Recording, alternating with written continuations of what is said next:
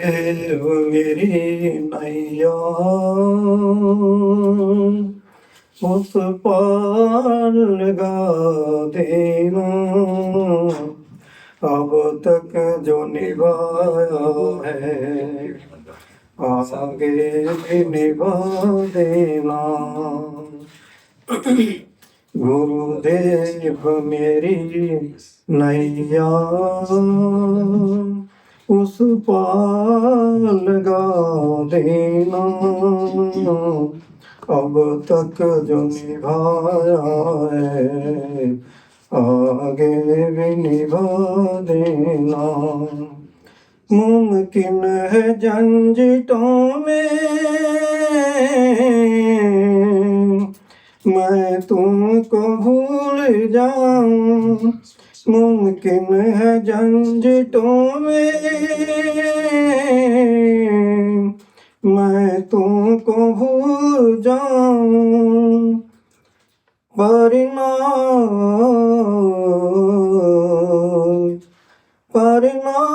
कहीं तुम भी मुझको न भुला देना,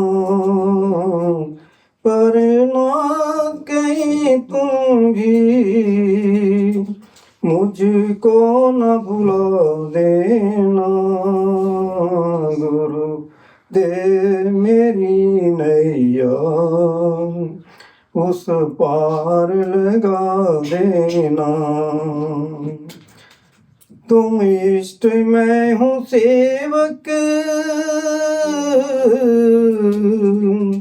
तुम देव मैं पुजारी, तुम इष्ट मैं हूँ सेवक, तुम देव मैं पुजारी, तुम इष्ट मैं हूँ सेवक, तुम देव मैं पुजारी। ये बात अगर सच है सच करके दिखा देना, ये बात अगर सच है सच करके दिखा देना।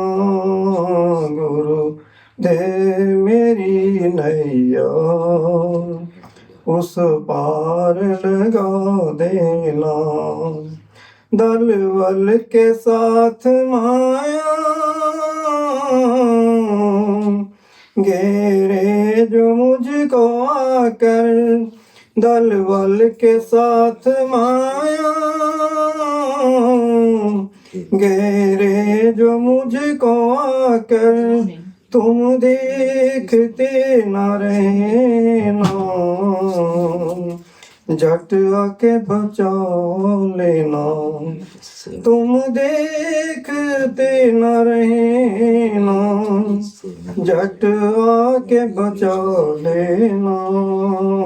गुरु दे मेरी नैया उस पार लगा देना, गुरु दे मेरी नैया उस पार लगा देना। तो प्यारे बहन और भाइयों, आज बहुत सुंदर ये घड़ियाँ बड़ी अनमोल होती हैं। तभी तो कहा है कि गिरजा संत समागम समना लाभ कछुआन, बिन हरि कृपा न होई सुगावी बिन प्राण। तो जो संतों का सत्संग होता है वो बहुमूल्य होता है, बहुत अनमोल होता है और बड़े भागों से प्राप्त होता है। लेकिन कोई भाग्यशाली होता है, जिसके भाग्य में होता है वही आ सकता है, सारे नहीं आ सकते। और फिर वो पूरा लाभ, अगर उसका मन, उसके कान सुनने वाले अगर उस सत्संग में लगे हैं तो उसको पूरा लाभ मिलता है, पूरा फायदा मिलता है। लेकिन अगर हम आए हैं सत्संग में बैठे हैं, ध्यान हमारा कहीं और है, तो फिर क्या मिलेगा? फिर तो कुछ नहीं मिलेगा। तो एक घड़ी आदि में पुनाद, कबीर संगत साध की कटे कोट अपराध। तो कबीर साहब ने भी यही कहा है कि अगर आपको एक घड़ी प्राप्त होती है तो बहुत बड़ी है, अगर एक नहीं मिलती है, आधी घड़ी भी मिल जाती है, उससे आधी भी मिल जाए तो बहुत बड़ी है। सत्संग बहुत बड़ी ऊंची चीज है। सत्संग में इंसान का निर्माण होता है, उसकी सफाई होती है और सदा के लिए उसको वो सदा का जीवन प्राप्त होता है, क्योंकि फिर उसको दोबारा भटकना नहीं पड़ता। 84 लाख योनियों में भटकना नहीं पड़ेगा, क्योंकि कई प्रकार की योनियां हैं, कीड़े मकोड़े गधे घोड़े, कई प्रकार की योनियां हैं। कई जन्म भय की पतंगा, कई जन्म गज मीन कुरंगा, कई जन्म पंखी सर्प होयो, कई जन्म हैबर वृक्ष होयो, मिल जगदीश मिलन की बरिया, चिरंका सुंदरिया। तो बड़े चीरों के बाद ये मनुष्य चोले का अवसर प्राप्त हुआ है, और ये बार बार नहीं मिलता, ये बड़े भागों से मिलता है। और ये भी अरबों खरबों युगों के पर्यंत, अरबों खरबों युग बीत जाते हैं, 84 लाख जून भोगते भोगते। अब ऐसी ऐसी योनियां हैं जो करोड़ वर्ष तो सांप की योनि होती है, और करोड़ों वर्ष कौवे की योनि होती है, और जो पहाड़ होते हैं, ये पर्वत होते हैं, इनकी योनि जब प्रलय आती है तभी इनको छुटकारा मिलता है। जब प्रलय आती है तभी छुटकारा होता है इनका, इससे पहले नहीं होता। तो ऐसे ऐसे भ्रमण करते आए हैं, कभी पशु, कभी पक्षी, कभी कीड़े, कभी मकोड़े, कभी देवी, कभी देवता, कई प्रकार की योनियों में भ्रमण करते रहे। कभी ब्रह्मा, कभी विष्णु, कई प्रकार की योनियों में भ्रमण किया है, इंसान करता है। और फिर ये मनुष्य चोला जो है, ये सबसे ऊपर है, देवी देवताओं से भी ऊपर है, टॉप ऑफ क्रिएशन है। देवी देवता तो नीचे बैठे हुए हैं, लेकिन परमात्मा ने जब देखा संसार में कि मेरे जैसा कौन हो सकता है, तो फिर इंसान को बनाया। उसके अंदर अपनी सारी ताकतें रख दी है, सारी बख्शिशें, पूरे भंडारों के भंडार रखे पड़े हैं। लेकिन वो अगर सत्संग में ना आए तो उसको पता कैसे चलेगा, बख्शिश कैसे मिलेगी, और फिर नाम ना मिले फिर कैसे क्या होगा। लेकिन जब सत्संग में आ गए तो फिर नाम भी मिल जाता है, क्योंकि सत्संग ऐसी वो आग है जो जन्मों जन्मों के जितने हमारे पहाड़ जैसे पाप कर्म है, सब भस्म हो जाते हैं, सब खत्म हो जाते हैं, और जीवन आनंददायक हो जाता है। तो ऐसा जीवन चाहिए है, तो फिर सत्संग में 1000 काम छोड़ करके सत्संग में हो। तो आए हैं संसार में, फुर्सत न मिले कि काम से, कुछ समय ऐसा निकालो प्रीत कर लो राम से। तो अगर ये घड़ियां उपलब्ध हुई है, मिली है, तो फिर उस मालिक से, जो सबका मालिक है, उससे प्रीति कर लो। उससे प्रीति कैसे करनी है, जब उसके कोई ऐसी घड़ियां होती है जिसमें संत महापुरुष इस संसार में आते हैं, तो वो हमें जो उपदेश देते हैं, वो उपदेश जो है उनका बड़ा अनुभव होता है। उससे हमारे जीवन में पलटा जाता, हमारा जीवन जो है पलट जाता है उससे, क्योंकि हमारे जीवन में बहुत सुंदर जो उनका उपदेश होता है, उसको सुनने से हमारा जीवन में बाहर आ जाती है। और फिर जो हमें वो बताते हैं कि हाँ, अब आपको जो ज्ञान है, जिस ज्ञान को आपने प्राप्त करना है, जो जिस ज्ञान को प्राप्त करने से हमारे शारीरिक रोग खत्म हो जाते हैं, जितने दुख लगे हैं, रोग लगे हैं, सब जट जाते हैं, और आनंददायक जीवन हो जाता है, सुखदायक जीवन हो जाता है। फिर कोई रोग नहीं रह जाता, कोई दुख नहीं रह जाता, कोई झंझट नहीं रह जाता, फिर आनंददायक जीवन है। तो ऐसा जीवन क्या हमें चाहिए नहीं है? तो हम ऐसा जीवन चाहते हैं, क्योंकि संसार में अगर कोई चीज़ आती भी है तो थोड़ी घड़ी के लिए, सुख आता तो थोड़ी घड़ी के लिए आता है, अगर दुख आता है तो बड़े लंबे समय तक भी आता है, बहुत लंबे समय तक। फिर हम कहते हैं कि ये दुख क्या हमारे लिए है, हमने कौन सा ऐसा कर्म किया है जिसके कारण ये हमें दुख मिला है। तो कर्म तो हम बहुत से करके आए हैं। अगर आप इस भूमि के ऊपर चलते हो तो इस भूमि के ऊपर इतने जीव हैं, अगर एक सुई की नोक भी रखें तो हजारों जीव मर जाते हैं। तो हम ऐसा कौन सा कार्य कर रहे हैं। और हवा लेते हैं तो हवा में इतने जीव हैं जो श्वास लेते हैं, श्वास के द्वारा हमारे अंदर चले जाते हैं। तो हर पल हर घड़ी पाप ही पाप कर्म हो रहे हैं। तो ये संसार माया का है और कितना धोखा है, हमें कोई पता नहीं चलता कि हम कोई पाप कर्म भी कर रहे हैं। श्वास लेते हैं, कितने कीटाणु हमारे अंदर कीड़े मकोड़े चले जाते हैं, कितने जीव मर जाते हैं, लाखों जीव मर जाते हैं एक श्वास लेने से। और सुई की नोक रखें तो कितने मर जाते हैं। हम तो पाँव चलते हैं, नीचे देखते नहीं है कि कोई जीव रेंग रहा है, उसको भी बचा लो, लेकिन चले जा रहे हैं, चले जा रहे हैं, लेकिन दया नहीं है उनके ऊपर, किसी के ऊपर दया नहीं है। तो हम भी ऐसा अवसर सबको आता है, सबको आता है, सबको इस अवसर से गुजरना पड़ता है। तो अगर हम उसका एहतियात बरतते हैं, अगर थोड़ा सा विचार करते हैं तो उससे हमें बहुत लाभ प्राप्त हो सकता है। लेकिन नहीं, हम नहीं करते, क्योंकि ये माया ही माया है। जो कुछ भी नजर आता है वो सब माया ही माया है। जो भी कुछ नजर आ रहा है सब माया ही माया है, सच्चाई नहीं है। सच्चाई आपके अंदर है। भीतर बाहर इको जानो, गुरु ज्ञान बताई, जन नानक बिन आपा चिन्ह मीट न भरम काई। तो आपके सबके घट घट के अंदर उस चिदानंद बैठा है, जो सबके जीवन आधार है, वो बैठा है। लेकिन बड़े खेद की बात है, कभी नजर आया किसी को?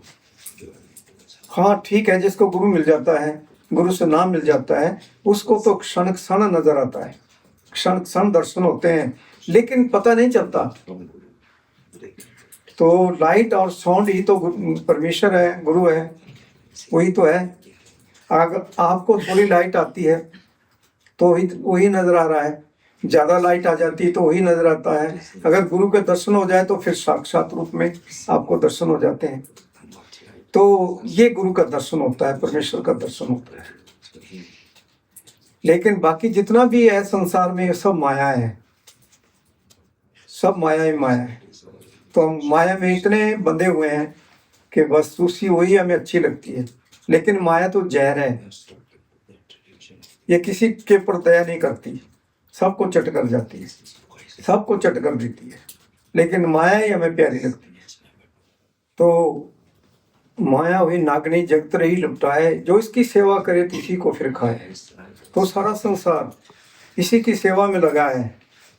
कितना बड़ा धोखा है, जो सबको चट किए जा रहा है, सबको चट कर जाता है, सबको निगल लेता है, किसी को नहीं छोड़ता।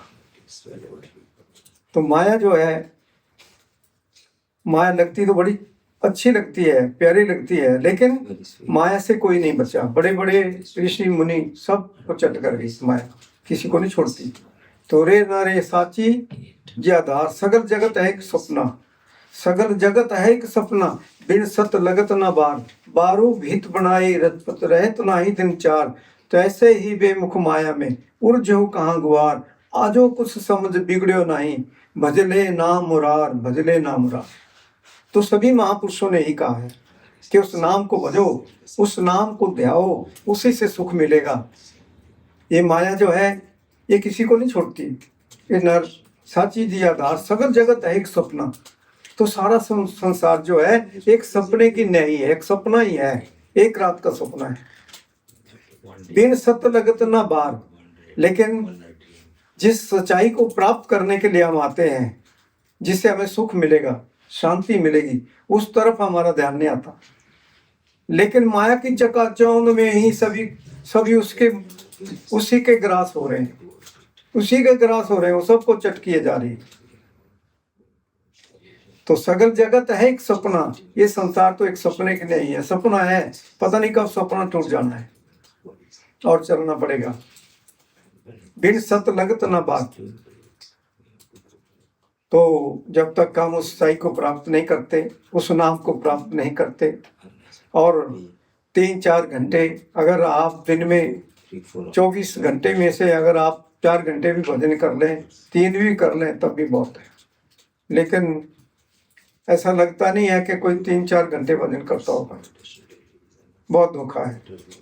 तो अपने लिए तो इंसान सोचता नहीं कि मुझे भी सुख चाहिए, मैं अपने लिए भी कुछ करना है।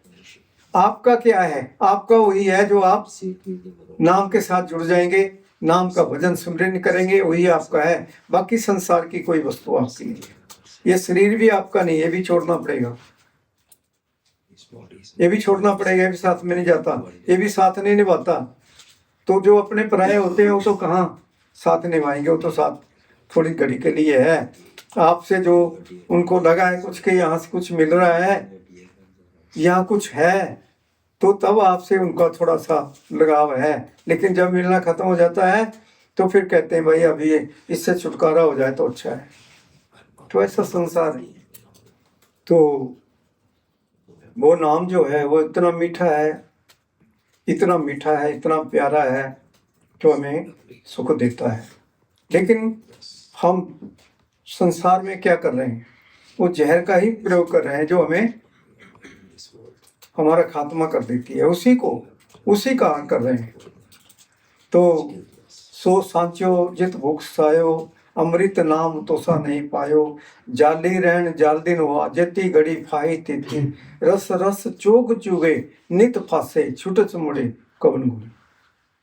लेकिन फंसे ही फंसे हैं, उसके जाल में बंधे हुए हैं, छुटकारा नहीं हो रहा है। छुटकारा कब होता है? कब छूटना है? कब छूटेंगे? जब हम उस नाम को जपते हैं, उस नाम को गाते हैं और उस नाम को प्राप्त कर लेते हैं। नाम क्या चीज है?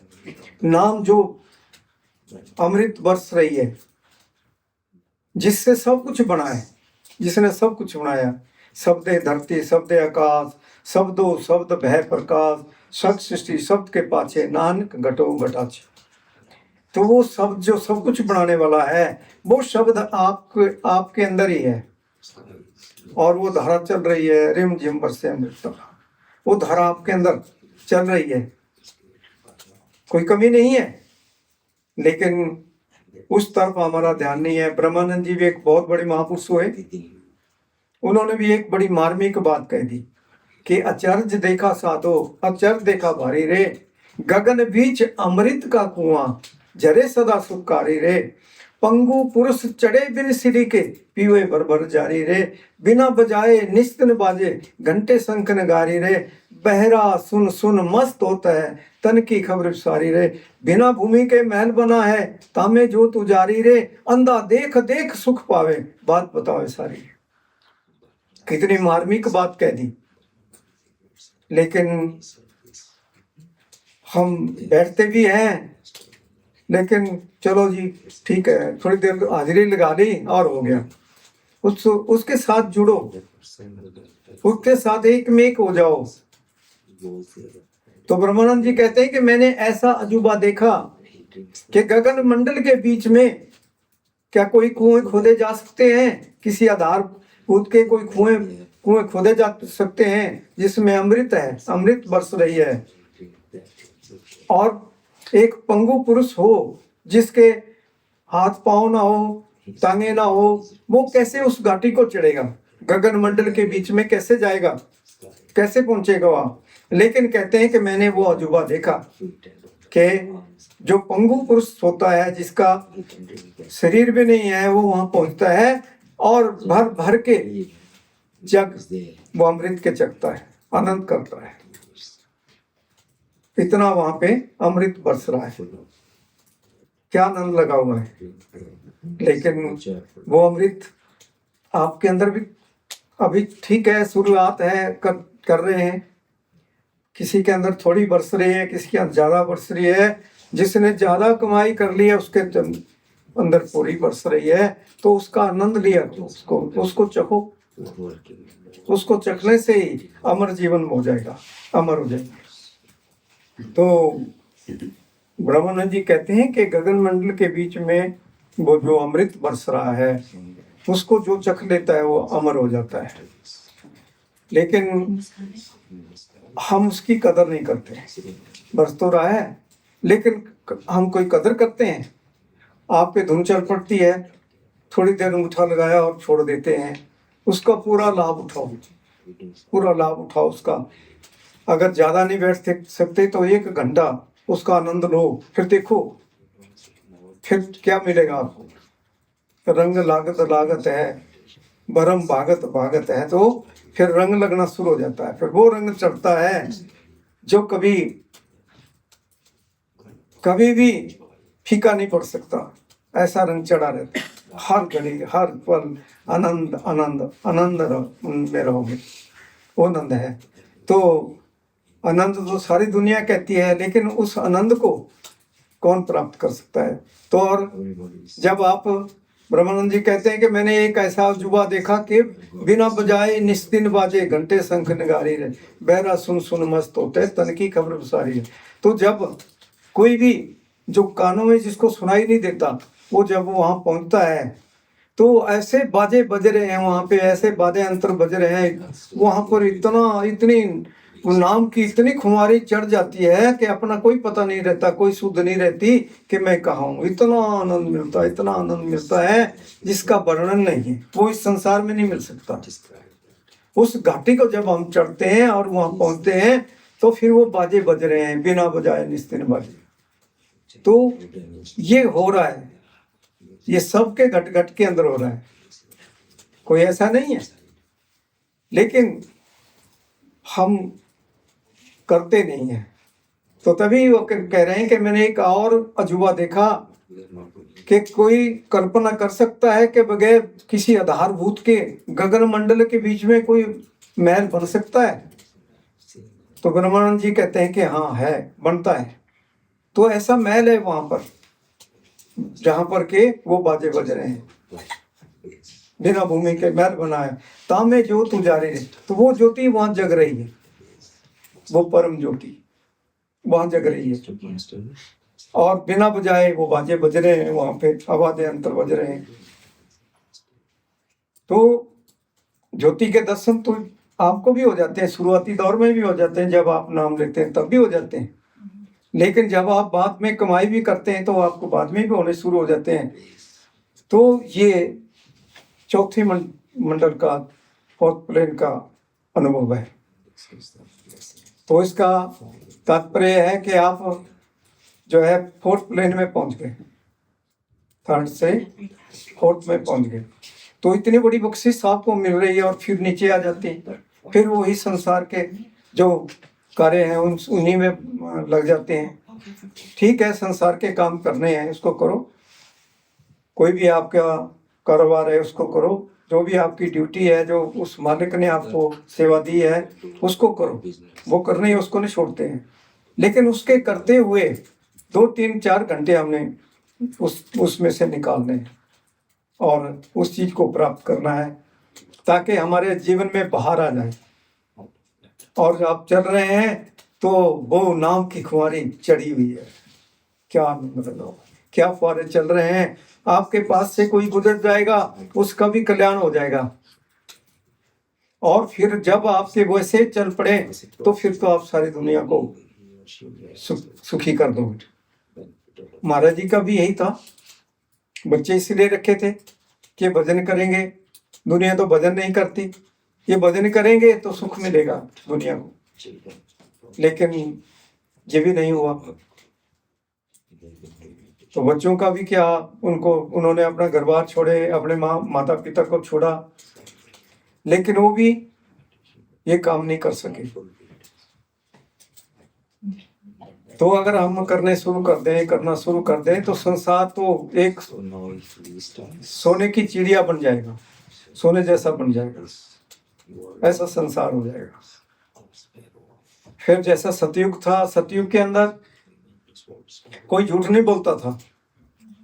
सतयुग के अंदर सब में वो सच्चाई होती थी, सत्य होता था, परिपूर्ण सत्य होता था। जो बोल दिया हो गया, जो बोल दिया हो गया। लेकिन आज संसार में कितना झूठ बोलते हैं, क्या कुछ करते हैं, हिरक करते हैं, विरोध करते हैं, नाना प्रकार के रोग लगे हैं। यही कारण है, इसी के कारण। तो अपने जीवन को, अगर आपको ऐसे मास्टर मिल गए हैं आपको, जो आपके जीवन को बुलंदियों पे ले जाना चाहते हैं, वो सुंदर बनाना चाहते हैं, तो ऐसा बनाओ ताकि दुनिया को भी पता चले कि एक शिष्य होता है गुरु का। अगर शिष्य में ऐसे गुण हैं तो गुरु तो पता नहीं कैसा होगा। शिष्य से ही पता चलता है गुरु का कि गुरु कैसा है, क्योंकि गुरु वो पूर्णता का पूर्ण उसको लाभ पहुंचाता है, पूर्ण उपदेश देता है, अधूरा नहीं देता, पूर्ण देता है। लेकिन हम करते नहीं। तो हमारे ये संसार जो है, आज इस संसार के अंदर घटनाक्रम हो रहा है, बड़े बड़े नशे आ रहे हैं और बड़ा बड़ा कुछ हो रहा है। अगर इसके ऊपर माता पिता जो होते हैं, उन्होंने अपने बच्चों के ऊपर कंट्रोल नहीं किया, उनका अच्छा मार्गदर्शन नहीं किया, तो फिर वो बच्चे वो वैसे नहीं रहेंगे, संसार वैसा नहीं रहेगा। इस संसार का पतन हो जाएगा, प्रलय आ जाएगी। फिर प्रलय आ जाती है जब संसार में ऐसे पाप कर्म बढ़ जाते हैं, तो फिर प्रलय आती है, प्रलय रात्रि आती है, सब खत्म हो जाता है और फिर दोबारा सृष्टि का आगाज होता है। लेकिन महापुरुष तो ये चाहते हैं कि प्रलय ना आए, किसी में बुराइयां ना आए, सब अच्छे हो जाएं, सब अच्छे बन जाएं, ताकि संसार अच्छा बन जाए। तो यही महापुरुषों की कामना होती है, यही चाहते हैं और उनका पूरा प्रयास रहता है। गुरु नानक देव जी आए, कहाँ कहाँ नहीं घूमे, कहाँ कहाँ नहीं गए, सारी दुनिया का भ्रमण इसीलिए किया। तो दास अर्ज कर रहा था, तो गुरु नानक देव जी आए, पूरे संसार का भ्रमण किया। उस वक्त कोई गाड़ियाँ नहीं होती थी, कोई व्हीकल नहीं होती थी चलने के लिए, पैदल चलते रहे रात दिन। अगर भोजन मिल गया तो ठीक है, पानी मिल गया तो ठीक है, नहीं तो चले हुए हैं, रात दिन चले हुए हैं, चलते गए। किस लिए? संसार को सुखी करने के लिए। मेरे हजूर आए, परम संत ठाकुर सिंह जी महाराज, हमारे कृपाल सिंह जी आए, तो उन्होंने कितना भ्रमण किया। एक बार हजूर कहने लगे, महाराज ठाकुर सिंह जी बताने लगे अपने अनमोल वचनों में कि एक बार हम रात को जा रहे थे, उधर महाराष्ट्र की तरफ जा रहे थे, और जो ड्राइवर था, तो ड्राइवर को अभी सुबह वहाँ पहुँचना था, तो वहाँ जो प्रोग्राम था वो समय के ऊपर पहुँचना जरूरी था। तो जो ड्राइवर था उसको नींद आ रही है, महाराज साथ में बैठे हुए थे, तो गाड़ी कभी इधर जा रही है, कभी इधर जा रही है। तो महाराज कहते हैं भाई मैं कभी उस गाड़ी को अंदर करता, कभी इधर करता। फिर पूछा भाई कोई और भी चला सकता है? तो गिजला बैठी थी, तो गिजला कहती है कि महाराज मैं चला सकती हूँ। तो फिर वो चलाने लगी और उसको भी फिर नींद आने लगी, तो फिर उसी को उठाया, फिर वो चलाए। तो ऐसे करते करते सुबह टाइम पर पहुँच गए और वहाँ फिर प्रोग्राम हुआ। तो महापुरुष जो है वो कभी ये नहीं देखते कि हमें कोई बेआरामी हो रही है या क्या हो रहा है, बस वो तो यही चाहते हैं कि संसार सुखी हो जाए। बस उनका यही होता है कि संसार को कैसे सुखी किया जाए। संसार के अंदर काम लगा है, क्रोध लगा है, मोह लगा है, अहंकार लगा है, ठगी है, बुराई है, कई प्रकार की ऐसे जो है रोग लगे हुए हैं। तो उनको खत्म करने के लिए जो है महापुरुषों का यहाँ संसार में आना होता है। तो वो संसार को अच्छा बनाना चाहते हैं। तो ऐसे होते हैं महापुरुष। तो महापुरुषों का संसार में क्यों आते हैं, क्यों इतना भ्रमण करते हैं, जहां जहां भी उनका दृष्टि पड़ती है, अगर घास के ऊपर भी दृष्टि पड़ गई तो उसको भी मनुष्य चौड़ा ही मिलता है, उसको नरकों में नहीं जाना पड़ेगा। अगर कहीं किसी जीव के ऊपर भी अगर पांव पड़ गए, उनके चरण पड़ गए, तो फिर उस जीव को भी सीधा मोक्ष की प्राप्ति होती है। उसको फिर जो है किसी कीड़े मकोड़े की योनि में नहीं आना पड़ेगा। फिर अगर उसको जीवन भी मिलेगा तो इसको मनुष्य चौड़ा ही मिलेगा। तो इसलिए अगर हमें ये मनुष्य का चौड़ा मिला है तो इस ही में हम उस परमात्मा को प्राप्त कर सकते हैं, क्योंकि परमात्मा ने, उस मालिक ने वो विवेक शक्ति एक इंसान के अंदर रखी है। अगर फिर उस विवेक शक्ति का अगर हम प्रयोग ना करें तो फिर क्या लाभ हुआ, तो उसका लाभ नहीं होता। तो इसीलिए महापुरुष जो है हमें समझाते हैं, बताने के लिए आते हैं कि जाग ले रे मना जाग ले, क्यों गाफिल सोया, जो तनी उपजा सो भी संग ना होया। तो जो शरीर लेकर के हम आए हैं, इसका भी क्या पता कब इसका सूर्य अस्त हो जाना है, जीवन का सूर्य कहाँ अस्त हो जाएगा कोई पता नहीं है। तो इसलिए उससे पहले पहले हम अपने जीवन का कल्याण कर लें, अपना भला कर लें, अपने भले के लिए कुछ सोच विचार कर लें। लेकिन हम चले हुए हैं ऐसे अंधों की तरह चले हुए हैं, तो फिर क्या होगा। ये जो आंखें हैं, ये आंखें कुछ नहीं देखती। गुरु जब आता है संसार में तो थोड़ी सी तवज्जो का उभार दे करके वो लाइट हमारे अंदर आ जाती है, वो आंख हमारी खुल जाती है। और जो आत्मा है इन बंधनों में, चक्रों में बंधी पड़ी है, उसको फिर वो स्वतंत्र कर देते हैं। आप मुक्त करे संसार सदा तिस जन को नमस्कार। तो जिसके बंधन खुले हुए हैं वो सारे संसार के बंधनों को खोल सकता है और उनको मुक्त कर सकता है। तो ऐसा ही गुरु करता है। गुरु जो है चक्रों से नहीं शुरू करता है, नीचे से नहीं करता है, यहाँ ले आता है आत्मा को, नीचे सीधा यहाँ ले आता है और वो आंख खुल जाती है जो देखने वाली है। ये आंखें देखने वाली नहीं है। जो कुछ भी हम देख रहे हैं ये केवल मात्र एक ऐसा है कि कुछ भी नहीं है, ये कुछ भी नहीं है और होगा भी कुछ नहीं। ये थोड़ी घड़ी का खेल है, बाकी कुछ नहीं है। तो जो सच्चाई है वो आप सबके अंदर है। उस सच्चाई को प्राप्त करो, उस सच्चाई को जानो। उस सच्चाई को जान लिया तो सब कुछ जाना हुआ हो गया, फिर जीवन सफल है। फिर हमें भटकना नहीं पड़ेगा। फिर